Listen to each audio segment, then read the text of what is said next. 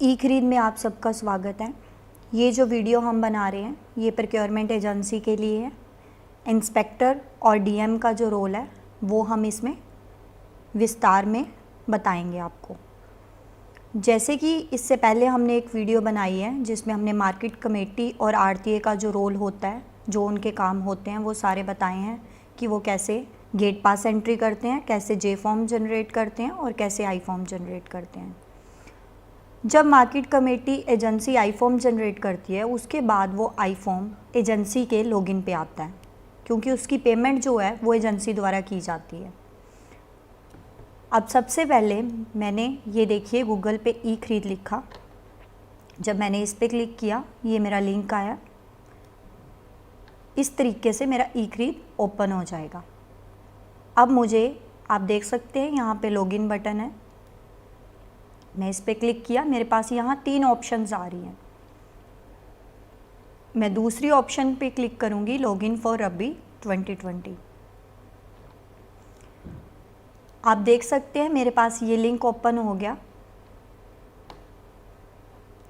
इस लिंक में मैं अपने इंस्पेक्टर का लॉगिन डालूँगी, परचेज़र और सोसाइटी। इंस्पेक्टर को परचेज़र भी कहते हो, सोसाइटी भी कहते हैं। इंस्पेक्टर का काम क्या है कि जो आई फॉर्म उनके लॉगिन में गया है उसको चेक करके, उसकी डिटेल चेक करके उसको अप्रूव कर दें।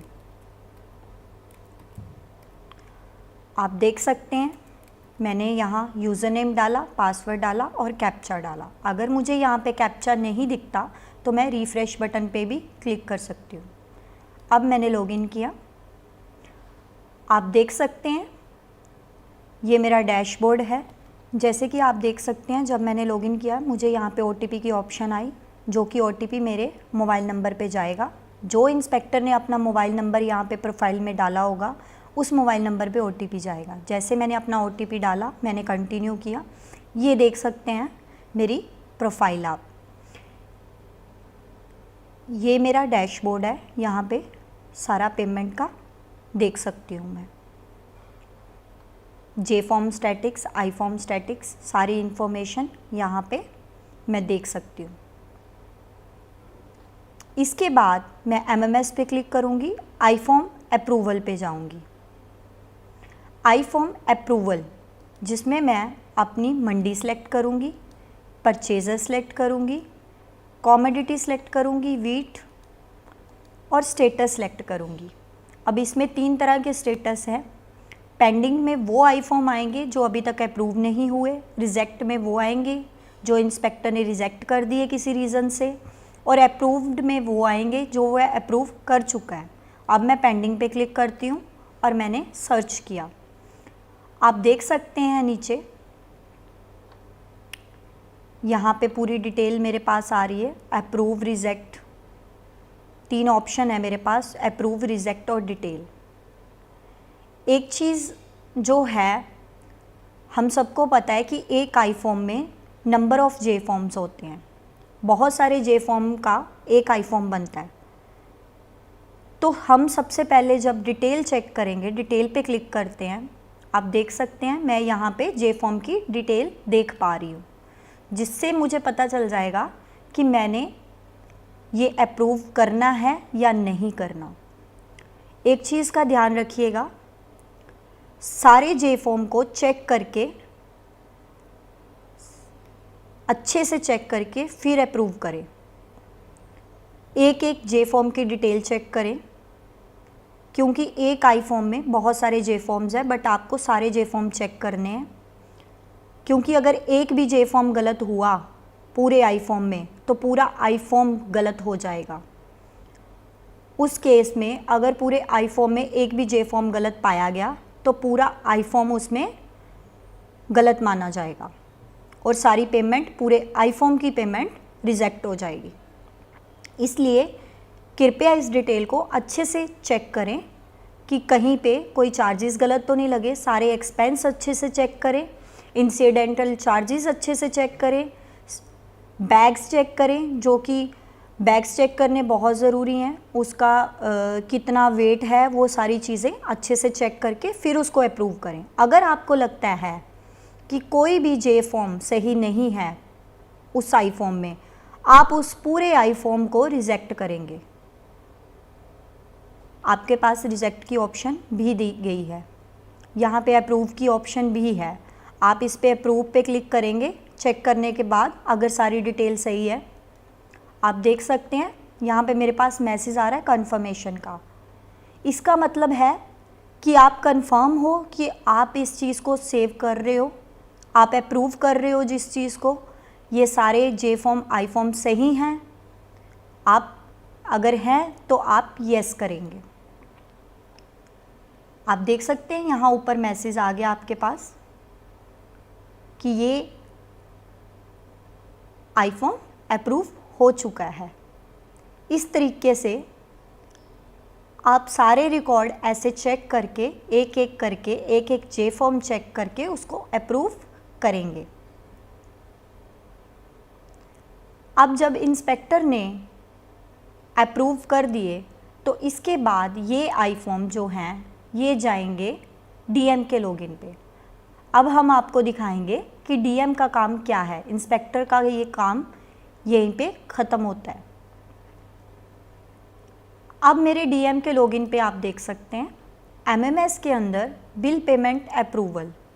डीएम का काम क्या है, डिस्ट्रिक्ट मैनेजर और डीएफएसएस जो हैं उनका काम है जो आई फॉर्म अप्रूव किए हैं इंस्पेक्टर ने उनकी पेमेंट करना।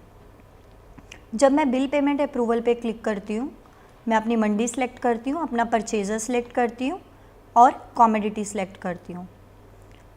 आप देख सकते हैं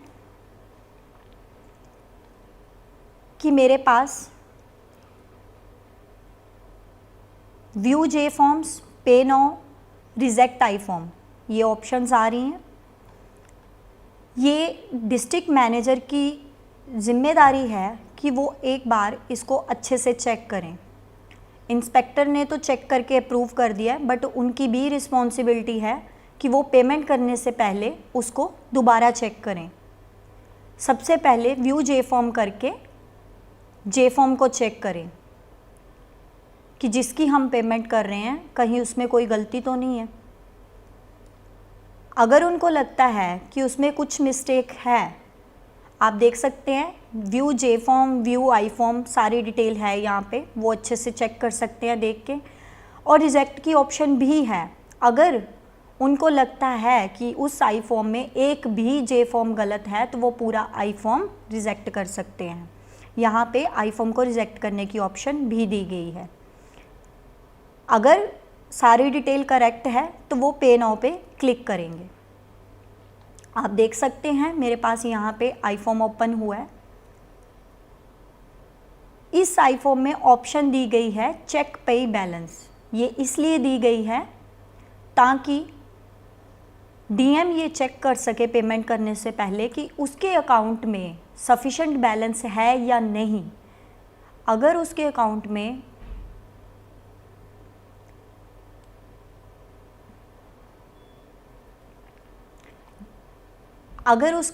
में सफिशेंट बैलेंस नहीं है तो वो नहीं कर पाएगा पेमेंट। यहाँ पे पेमेंट अमाउंट भी दी गई है जो कि अगर उसको लगता है कि कोई चार्जेस कुछ डिडक्शन वगैरह करनी है तो वो यहाँ पे कर सकता है पेमेंट अमाउंट पे। आप देख सकते हैं कि यहाँ चेक पे बैलेंस दिया गया है जो कि सिक्योरिटी पर्पस के लिए है। इसका मतलब है कि वो डीएम जब पेमेंट करता है तो वो चेक कर सकता है पेमेंट करने से पहले कि उसके अकाउंट में सफिशेंट बैलेंस है या नहीं। अगर उसके अकाउंट में इनफ बैलेंस है तो वो पेमेंट कर सकता है, नहीं तो वो नहीं कर पाएगा। अब जैसे ही मैंने इस पे क्लिक किया चेक पे बैलेंस पे, आप देख सकते हैं वो मुझे दिखा रहा है कि मैं पे नो बटन उसने मुझे दिखा दिया कि मेरे अकाउंट में इनफ बैलेंस है, मैं पे कर सकती हूँ। तो मैंने पे नो बटन पे क्लिक किया।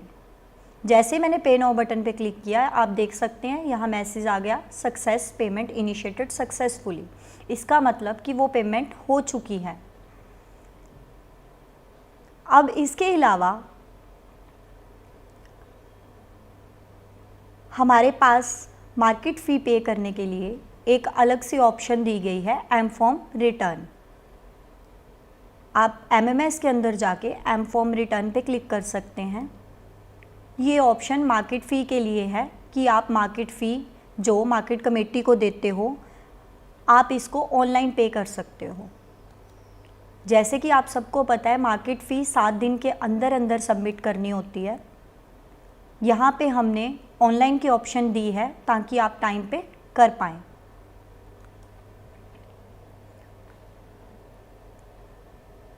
आप देख सकते हैं मैंने मंडी का नाम डाला, परचेज़र डाला और ये मेरा एम फॉर्म रिटर्न आ गया।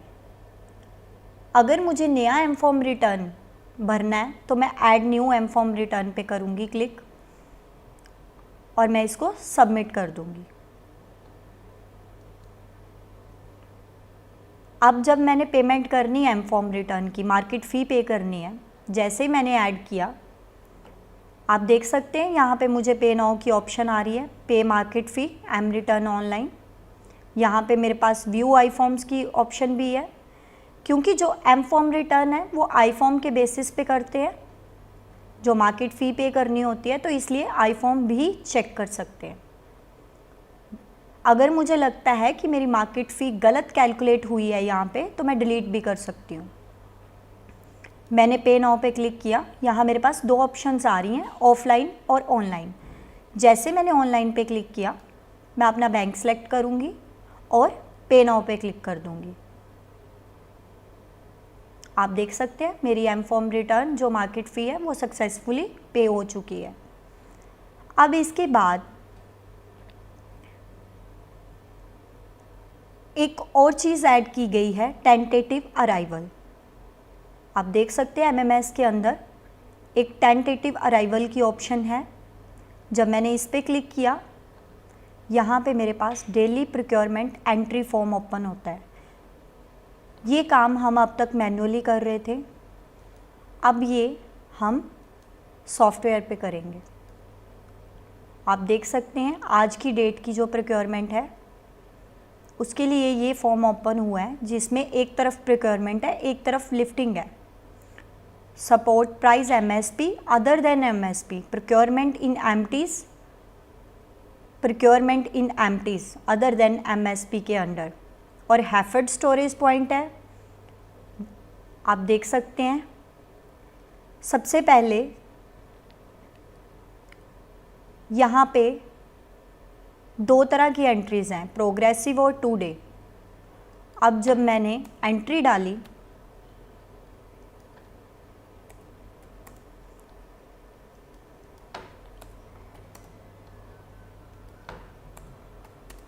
आप देख सकते हैं एंट्री डालने के बाद मेरे पास नीचे ग्रैंड टोटल आ रहा है। मैं जितनी भी एंट्रीज़ डालूंगी उन सब का टोटल नीचे आ जाएगा। मुझे यहाँ पे जोड़ करके दिखा देगा वो कि टोटल कितनी है एंट्री। मैं चेक करके उसको सबमिट कर दूँगी। जैसे ही मैं ये सबमिट करूँगी इसकी रिपोर्ट भी मेरे पास आ जाएगी। आप देख सकते हैं सक्सेसफुली रिकॉर्ड एडेड।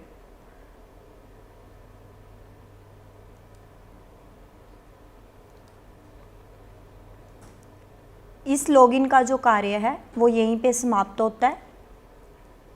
इसके अलावा एमएमएस रिपोर्ट्स लगाई गई हैं जिसमें अलग अलग रिपोर्ट्स हैं। पेमेंट स्टेटस चेक कर सकता है एजेंसी, जिसमें आई फॉर्म्स की डिटेल देख सकती है, अपनी सारी डिटेल्स चेक कर सकती है। वो रिपोर्ट्स एमएमएस के अंदर लगाई गई हैं।